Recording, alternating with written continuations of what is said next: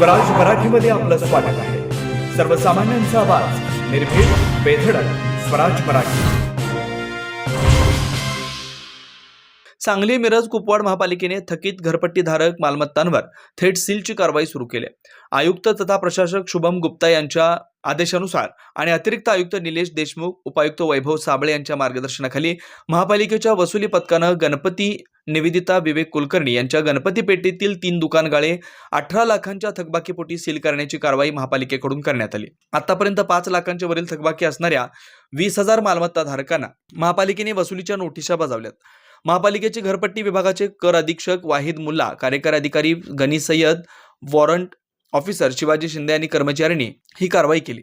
दरम्यान थकीत घरपट्टी धारकांनी आपली थकबाकी वेळेत भरून आपल्यावरील कारवाई टाळावी असं आवाहन कर अधीक्षक वाहिद मुल्ला यांनी केलं आहे। आज सांगली मिरज कुपवाड महापालिका घरपट्टी विभागाने थकीत मिळकतधारकांना महाआयुक्त यांच्या आदेशाने मिळकती सील करण्याची कारवाई आज चालू केलेली आहे। यामध्ये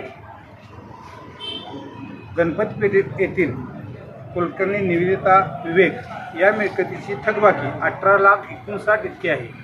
त्यांना वारंवार आम्ही विनंती करूनही त्यांनी कोणती भरण्याची कारवाई त्यांनी केली नाही। त्यामुळे आज आयुक्त तथा प्रशासक, उपायुक्त, अतिरिक्त आयुक्त यांच्या आदेशाने आज ही इमारत आम्ही सील करत आहोत। जवळजवळ आम्ही 20,000 नोटिसा थकबाकीदार मिळकतधारक यांना दिलेल्या आहेत।